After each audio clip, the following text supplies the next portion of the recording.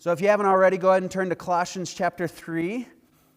Colossians chapter 3. And I know we have kids this morning in the service, and so if we're not going to have a special time for the kids during the service, but we want you to worship along together with your family this morning. We do have some papers in the back, and you can grab those. I think we've got some word scrambles and stuff and things that will help the kids to focus in. But I do want to say to you kids, since we have you in here this morning, Royce, you can turn the music off. I don't need all the ambiance. Everything is going to be very powerful this morning because I got the music in the background, all right? Kids, okay? I know you're in here, and sometimes when somebody like me, an adult, gets up here and drones on for a long time, right? It can be hard to pay attention, right? So I want to encourage you, okay, about two things. Halfway through, okay, and maybe some of you adults are going to be looking for this as well, but about halfway through, I'm going to share a very gross story, okay? And so I want you to pay attention and be looking for that gross story because, I know everybody loves a good gross story. And then also, I want you on your paper that you have, okay, I want you to write down one thing that you want to do to fight sin. Now, you may be like, I have no idea what to do to fight sin yet, but we're actually going to talk about it a little bit this morning. And I'm going to give multiple things, more than one thing that you can write down, but I just want you to write one down. And if you write it down and bring it to me after the service, I'll have a little treat for you. Does that sound good? All right? I'll have a little treat for you, but you have to have it written down one way you want to fight sin. Now, if you adults, maybe I'll treat you as well if you want to do that also. Now, when I was in middle school, my parents purchased a 5-acre property, an old farmhouse and barn from the 1900s. Early 1900s. I know there was like a little sidewalk that was put down, and it had etched in it 1895. Okay, so it was really old, and we had to do that because my grandfather was a horse trader, and after he retired, he had one horse that he owned, that was his, that he didn't trade away, and he didn't want to get rid of it, and so he gifted it to our family, specifically my brother, okay? And my dad was a pastor, so we lived in a parsonage right next to the church, and we did not have a place for a horse. And so behind the church, there was this old farmhouse, 5 acres, and my parents, it was rough. If you went inside, everything was falling apart, but it had good bones. And so my parents were able to get it for really cheap. And then my dad spent 2 years renovating it, okay? And I got to be a part of that renovation. And I was in 7th grade, I think, when we started that, and we walked through, and the first thing we did was we started to tear down the walls, because the idea was we're going to probably have to take it down to its studs and fully renovate this thing. And I got to help with that, got the sledgehammers and everything out, and this was a blast for a middle school teenager. And as we started ripping out the walls, and you had the studs, and then you had these little tiny slatted wood, right, that would cross over. And we would rip those out, and as we were ripping those out, we would find paper, like newspaper from the 1900s, that they had shoved in there for insulation, right? But the other thing that we found in there, and it was just piles of it, we found up to my chest, okay? It was probably higher than that because I was in 8th grade at that point, 7th, 8th grade. We found bat dung. Just filling the walls. Right, yeah. Apparently, that's exactly what my mom said. A little bit more extreme than that. But it really, it was filling all the walls. We were ripping it out, and it was just filling. There was apparently a colony, I don't know if you call it colony, but there was a colony of brown bats that lived in the attic of this farmhouse. And really, nobody had been living there for years and years and years. And what they said is the smallest amount of these brown bats would be 300. That's the smallest when you have a colony, right? So we actually had a bat guy come in, and he had a vacuum cleaner and started getting rid of all the bats and everything. But, it's a whole fun story, okay? I'll tell you more about it later. But anyways, it was just dumpster after dumpster of those first few weeks of trash and all of the old insulation and bat poop. It was just disgusting. Now, we could have just left it and put up drywall, right? We could have done that. Put up some new drywall, right? Fresh paint, and it would look great, wouldn't it? It would. It'd be great. But what are you thinking? Once you know there's bat poop in the walls, you're always going to know there's bat poop in the walls, and that's going to have an effect on you, isn't it? I mean, it was rotten. It was nasty. And so anything new you put up, you know what it's going to do, right? It's going to ruin all the new stuff, and it's going to start to come through. You might even get some health effects because you're breathing all of that in every single day, and you're not going to be able to live there for very long, right? It just gets real nasty real quick. And so all the work that you did, eventually, you're going to have to move out, and you're going to eventually have to do it all over again, right? That's what happens when you don't do it properly. So when renovating something old and building something new on it, you have to work really hard to clean it out, right?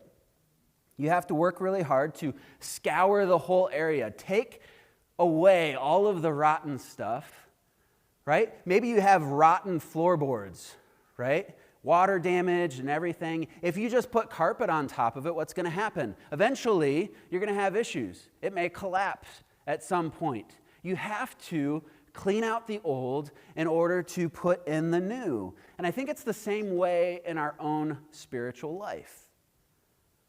The Bible tells us that we are dirty, rotten, filled with sin. We have an old sinful nature.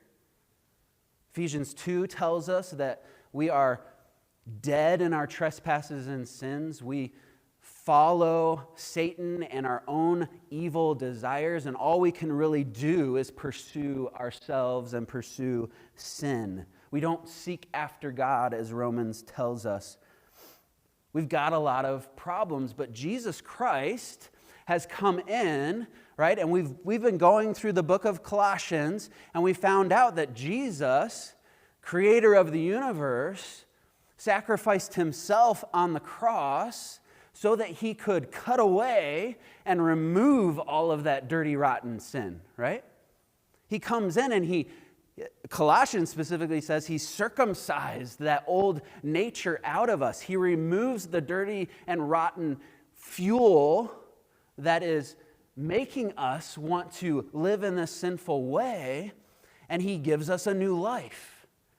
He gives us really his perfect life, his righteousness, so that we can start to, from that point, build a new life here on earth for him.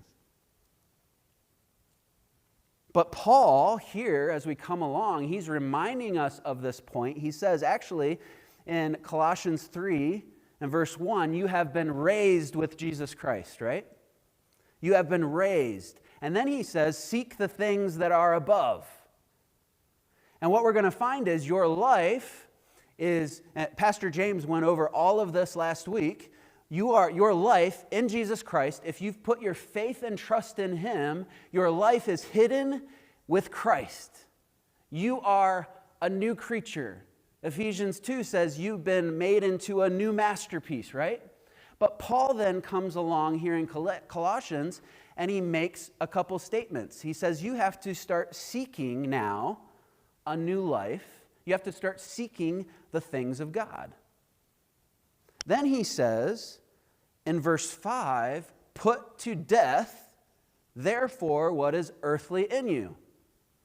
Right? So in this process, we've been circumcised, our old nature has been cut out, but we still have the remnants, right? We still have sin in our life. We have been set free to be able to live for Jesus Christ, but we still have some old stuff that we need to clean out. Kind of like, right? In the walls, we've got some bat dung, right? That we've got to clean out. We've got to get the dumpsters and start unloading it, right? Because if we don't do that, what will happen? We already talked about it, right? If we've got a sinful habit, we put our faith and trust in Jesus Christ. He sets us free from that sinful habit, but I still have a choice. I've got to start cleaning house a little bit, right? Maybe I shouldn't hang out with those people that are influencing me the way that I shouldn't go. Maybe I've got to stay away from that thing that's always tempting me. I can't go back to that habit anymore because I'm new. I'm a new person, right? We can't leave it there, put up some new drywall and fresh paint, because what will it do? We start to build this new life on rotten floorboards, right, that we never fixed and we never took care of. Eventually, whatever we're building is going to fail and it's going to collapse. And so Paul comes along in Colossians 3, verse 5, and he says, now that you're new, now that Jesus has changed you, you were once against God, now you're a new creature in Him, you're a child of God. I want you to put to death.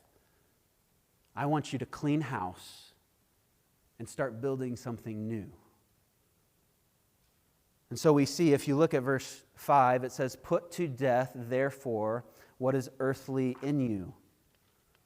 Put to death what is earthly in you. Sexual immorality, impurity, passion, evil desire, covetousness, which is idolatry.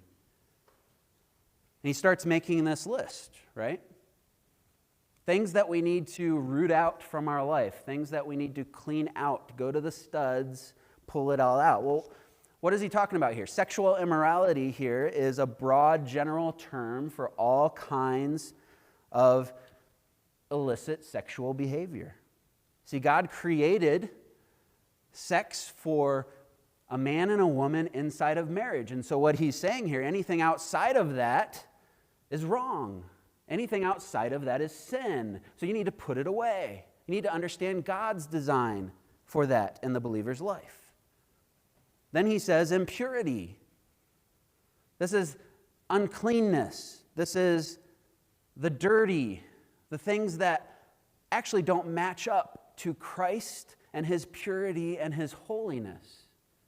Remember, Jesus Christ has given us His righteousness. And so we don't want to live a life that doesn't fit with that righteousness. He's saying the things that are incompatible with God's holiness, those are the things that we need to put away. Then he says passion. And this is really lustful passion. It's actually the same word that is used in Romans chapter 1, where in Romans we see people that are just living headlong for themselves, and they are turning away from God. And what God does is He actually gives them over to their evil, lustful passions. He says, okay, if that's what you want, go ahead. And then immediately after that, we see perversion.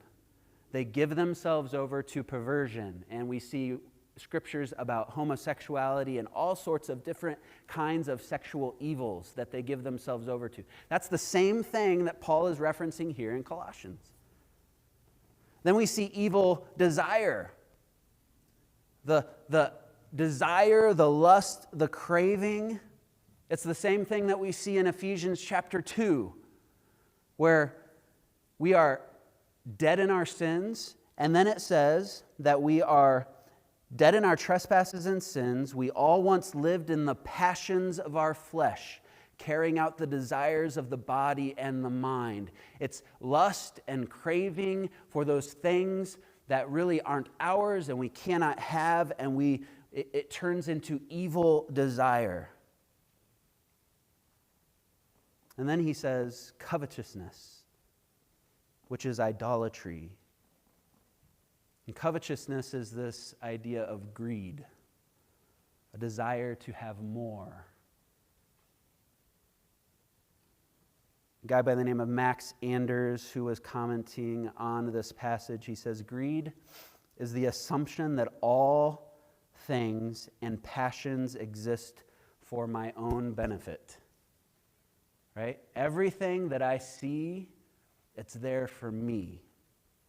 It's the internal sinful desire to satisfy and satiate ourselves with more and more and more. It's what our heart wants, and so we pursue it. And Paul equates it to idolatry, right?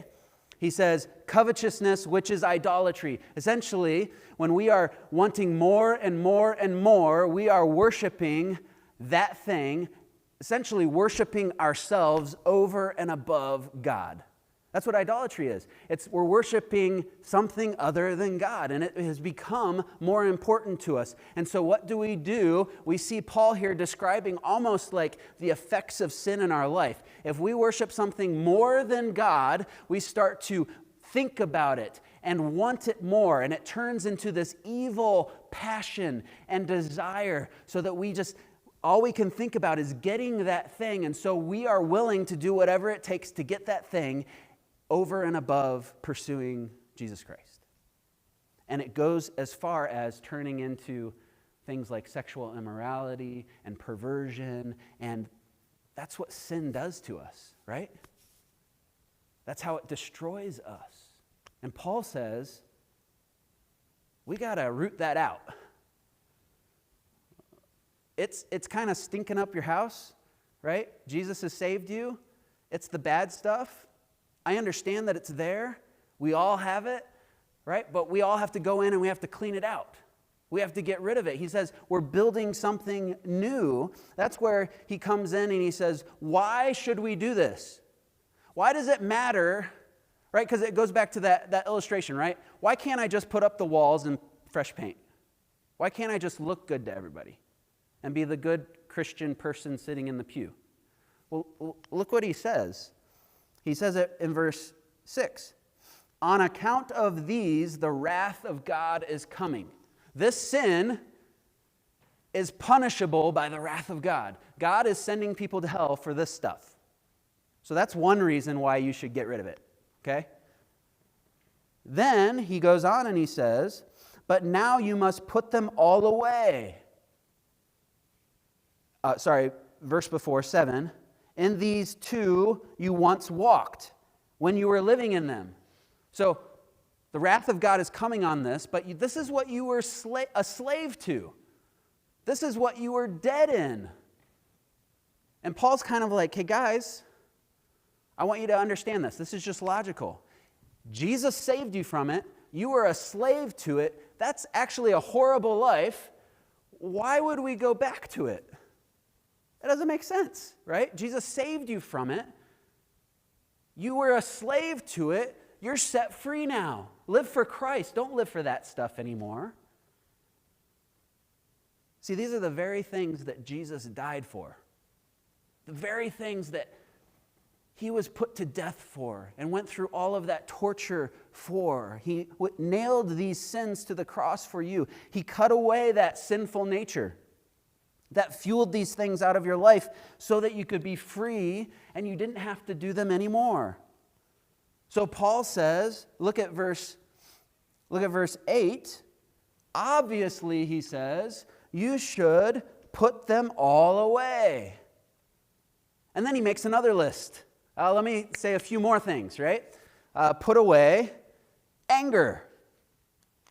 What is anger? I think we all know kind of what, it's pretty general. What is anger? It's that internal kind of seething, that seething, smoldering emotion that boils below the surface, right? And then it comes out in that next one, right? That next word, rage. Something happens. Somebody does something that we don't like. Remember, think about the idea of idolatry. I want something, right? And something comes along, doesn't go my way. I don't like what somebody did. They hurt me or whatever. And we've got this anger underneath, like, oh, right? We're not handling it properly. Then it comes out in rage. A quick, sudden outburst. A blaze of emotion that flares up because we're angry, right? The outburst at home. The yelling, the screaming because of what somebody did. Then he says malice. This word for malice refers to ill will, vicious, deliberate intention of doing harm to others. This is a different list, isn't it? We've got this list of impurity and sexual immorality, all kind of connected, wanting more. And then we see he's talking more about like our reactions. He's talking more about how we deal with people and how we interact. He says malice. The words that come out of our mouth, are they with malice? Are they vicious? Do they hurt others? Then he says slander, defamation of character, to injure somebody's reputation. Then he says obscene talk. And sometimes we think of obscene talk, when we hear the word obscene, we think like inappropriate kind of talk. But actually this word here is more specific to the idea of abusive talk. Okay? Intentionally trying to hurt and abuse others with our words. And then he says, don't lie one to another. Don't say what's false. See, these lists are different, right? You could put them next to each other and be like, oh, this one's talking about how we interact with people and relationships, and it's kind of fueled by anger, right? And oftentimes we may see that it's fueled by bitterness, right? Something that somebody does to me, I'm upset, I'm angry, maybe I lash out at them, but the problem isn't taken care of. I didn't handle it properly, and so I start to hold a what? A grudge. The Bible tells us that bitterness takes root, and it starts to grow. And what comes out? This stuff, right? That's the one list, right? But then we have, the sexual immorality, and we see like covetousness. What does it do? It kind of takes root and takes hold. I want something, and then as it grows, what does it come out in? It comes out in that list, doesn't it? Evil desire and passion grabbing for the things that I want. But it's interesting, both of these lists, impurity and anger, they're both fueled by idolatry.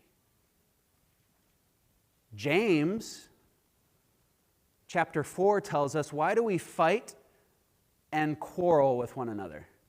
Who can tell me what it says? What does it say? Because we what? Don't get what, my kids would know this, we don't get what we what? Want. That's what James says. We fight with one another and we quarrel with one another because we didn't get what we wanted.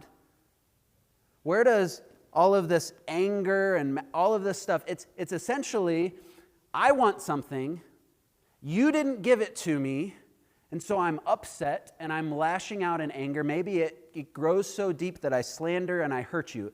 All kind of focused on not getting what I want. I'm worshiping something else. Then over here, right, Paul even says it, idolatry.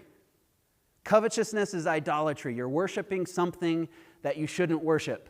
And it takes root and it takes over. He's mentioning these two lists for a specific reason. Why? Well, I think number one, these lists are intensely personal. Okay? What are we talking about? We're talking about starting a new life. We're talking about building a new Christian life off of Jesus Christ. And Paul wants to get very personal with us. And he wants to say, there's things that are hanging out in your life that are very personal. You can actually leave them in the walls. You can put up new drywall and nobody will ever know. Anger, it can seethe underneath, can't it? In your house, you can talk bad of people however you want and nobody may ever know, right? You can be with your phone in your pocket, right? You can be looking at all sorts of stuff, right? Wanting and coveting things that you shouldn't have, and it can turn into evil passions and desire and all of those things, and nobody will ever know. Very personal, right? We all have this, don't we? But then, it's not just intensely personal, but I think they are all intensely relational, right? This anger and everything, somebody's harmed me, it's affecting that relationship, isn't it? Eventually, if you take it to its end, that bitterness and that anger, what will it eventually do? It's going to destroy what? Even if you're hiding it, you're still destroying relationships, aren't you? Even if it hasn't bubbled over yet, you're still destroying relationships, aren't we? Over here, if we're giving, just wanting more and more and more, eventually at its end, sexual immorality is very relational, isn't it? You can destroy whole families with that, correct? Jesus said, well, Paul says, this is bad stuff. If we don't root this kind of stuff out, it's going to destroy us. It's going to destroy us. James says the tongue is a fire, a world of iniquity. Proverbs 14 says envy makes the bones rot. Hebrews chapter 12 says, warning that bitterness will defile many. Immorality and impurity will lead to rejection and lost opportunity to repent. Can we all agree that these are bad? I think we can. They destroy, don't they? Hope the kids are listening, because when we lived in Ohio, we had a house that had an acre property, and we had big giant trees on this property. So when the fall season came, guess what happened? There was a lot of falling going on in our yard, and a lot of picking up of leaves and raking and all of that stuff, right? Now, the first few years, the first year I tried to work really hard on it, and I had the tarps and all the things and doing all the stuff, right? Second year, I was a little lazy, okay? And our house, because there's all these trees around, what would happen was all the leaves would fall and land in the gutters, okay? And if you're not on top of it, right, snow comes in Toledo, Ohio. Snow would come quickly after all of that fell, and then you'd have ice and dirt and leaves and all of that stuff stuck, right? And it happened more than once where the front door with the gutter across, right, giant icicles and everything, because I had not cleaned out the gutters, right? And we all know I'm an idiot, right, because I didn't do that. It's going to destroy my house and my gutters, all of that, but I didn't do it, okay? So then when spring comes, when it finally thaws, okay, I was like, I probably should do something about that, right? But it's then been many months since that has happened, correct? And so I go out there, and what I would do, I grab my blower, right? Because I'm like, you can just blow the leaves out of the gutter. So I get up there, I'm on the roof, and I'm walking along the gutter, and I start to blow, and what do you think happens? Nothing. It's stuck, right? It is all solidified and rotten and all of that, right? And so I get a bright idea. I have a pressure washer. So I turn on the pressure washer, I get up on the roof, I got it long enough, and I start walking, I turn it on, and guess what happens? It all came out. It all came out. But you know what else happened? It didn't go exactly where I wanted it to go. It exploded all over me. I mean, every inch of my body was covered in this black, gross, nasty stuff. And if you've ever cleaned out gutters after the winter, there's a very distinct odor, okay? It's just rotten, right? It's just totally rotten. So it just went all over me, and I'm like, oh, what is that smell? And I was just like, oh. And then what do you do at that point? Well, might as well just finish the job. So I went around and I went we had a over 2,000 square foot house, and so there was a lot of gutters to do. And I did all, and guess what? When all said was done, I had to get down. I had to pick up all the junk that I had blown onto the grass and everything. By the end, if you've ever done pressure washing, by the end of that 45 minutes to an hour that it took me, I was completely soaked, right? Completely soaked. I smelled, well, you can imagine what I smelled like. And I was just caked in this nastiness, right? It was awful. So what's the next thing? Well, I got to get a shower. This is gross, right? Somehow, without my wife paying attention, I sneak into the house and get to the shower. And you get in the shower after something like that. You've all been there. You you're peeling this stuff off, right? The clothes. And it's even worse as you like get it over your head and all. You've been there, right? And then you get it all off and you throw it down and you hop in the shower and it's just like hot and warm and it's like, oh, this is heaven. This is wonderful. This is all great, right? Then you get all clean. You step out of the shower and just imagine I go over to my clothes that are sitting in a pile over there and I'm like, I don't have anything to wear. So I pick that up and I start to put it back on. I want you to just imagine what that would feel like first, okay? I stick the arm up through the sleeve, and like sliding it on and like, you're probably shivering right now thinking of it and you just slide and it's really hard to get on, and it's like it won't slide down your body, right? And I'm like, oh, this is great, just makes sense, let's do that. What's wrong with that?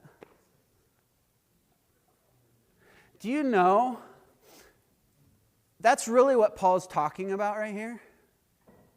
He says, you have been saved. I have removed the sin nature that is from you. I have given you a new life. And he uses the phrase, put off, which is the idea of taking off clothes and throwing them away, getting rid of the things that are on your, put it off, get rid of it. And then he says, why in the world would you go back to that pile of dirty, rotten clothes and put it back on? Doesn't make sense. You're clean. But that's what we're doing with this sin. We are going back to what he saved us from. It doesn't make sense. We have to put on the new self. Look what it says. He says, don't lie to one another, seeing that you have put off or thrown the clothes off of the old self with its practices. But then he says, put on the new self, which is being renewed in knowledge after the image of its creator. He says, Christ has given you a new life. He has given you himself. He wants to build you now into this new creation that honors God. He wants to restore the image of God in your life. He wants you to start living like you've been changed. And he says, what am I going to do? He says, you are being renewed in the knowledge after the image of its creator. The knowledge of God, everything that I've given you, that's going to renew and change, but we got to get rid of the old. Then he says, there is not Greek and Jew, circumcised and uncircumcised, barbarian, Scythian, slave, free. He says, here there is not this. Where is he talking about? He's talking to the Colossian believers. He's talking to the church. He's talking to a bunch of people that have been changed by Jesus Christ. And then he says, really, that there is no race or religion or all of the things that you can think about that would separate us. Guess what? There's none of that anymore because we're all one in Jesus Christ. Why? Look what it says. But Christ is all and in all. Jesus Christ, because we've put our faith and trust in him, and because of the work on the cross, he gives himself to us. That's the whole restoration process. That's what Paul says in Colossians is the secret. Christ is in you. He's given you himself, and Christ is all. You are complete now. You don't need to go back to the old stuff. You don't need to go back to the old ways. You have Jesus Christ that is living within you, right? He says, we're working towards something. We're trying to build something. He mentions in Colossians as well that Christ is the head of the church. So when he talks to these Colossian believers, he's saying, you are the church.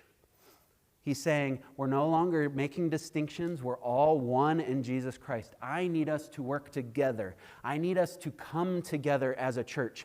I need us to all work to remove sin, get rid of the stinking, rotten stuff that's there, clean out the closet, scrub the tub, do all the things, right? So that we can together become like Jesus Christ, so that we can build his church.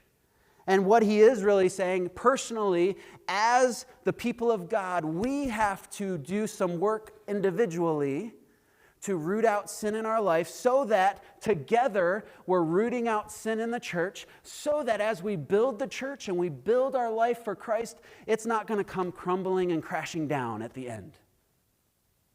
Is that a great thing?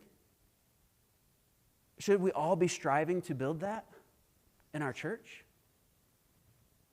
I believe we should.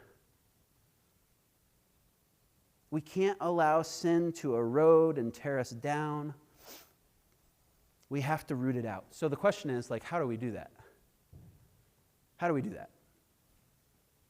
Well, number one, I would say you should probably identify and recognize the sin that might be festering in the walls, right? What's the stuff that's behind the drywall that you need to clean out, right? What's the thing that maybe you didn't let go of at the beginning when Jesus changed you? What's that habit that's kind of lingering and sticking around? You got to identify it, recognize it, point it out, and say, I see that. I see that. You may have to ask the Holy Spirit, Lord, I don't know what's in my life. Show me. And you know what will happen? He's done it for me. He'll point it out, right? If you have a spouse, you could just say, hey, honey, what do I need to get rid of? I'm pretty sure they'll be honest with you. I've got a list, right? No, ask somebody close to you. Identify what you need to get rid of. Number two, I would say take it to the Lord. As soon as you identify the problem that needs to be rooted out, these things that are growing deep, identify it, then take it to the Lord. Confess it before Him. Say, I recognize it is wrong. Say, I need your help to remove it. This habit, it's taking control. Lord, give me strength. You say that I have you in me. Help me to do this. You've given us victory over all of this stuff. Help me to do it, because it looks really hard to me right now. I don't know that I can handle it. And then number three, I would do what Paul says. Put it to death. Fight. Go at it. Get rid of it. Obey. Do what is ever necessary to scour the house. Do what's ever necessary to get it out of the walls. Jesus put it this way: if your right eye offends you, we'll do what? Pluck it out, right? If your right hand offends you, what should you do? Cut it off, right? We talked about this thing before.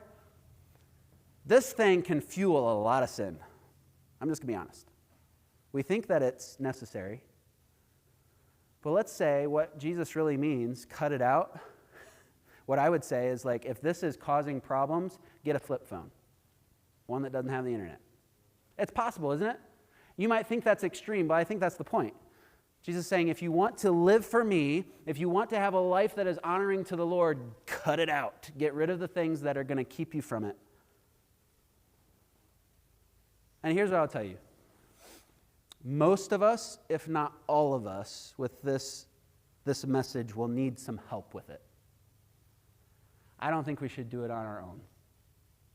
I think that's why Paul is saying, hey, everybody, we're together in this. Let's work together on this to see this take place.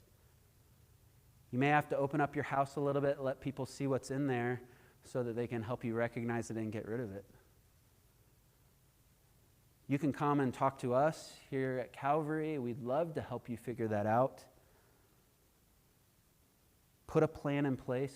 Figure out how to eliminate the sin that is in your life. You know, as we finish this out, I just want to say this. Why? You may be thinking, this is hard. I don't know how to do this. Maybe you're afraid. Here's what I want to tell you. You can do this, okay? Everybody in this room needs to do this, but you can do this, okay? Are you with me?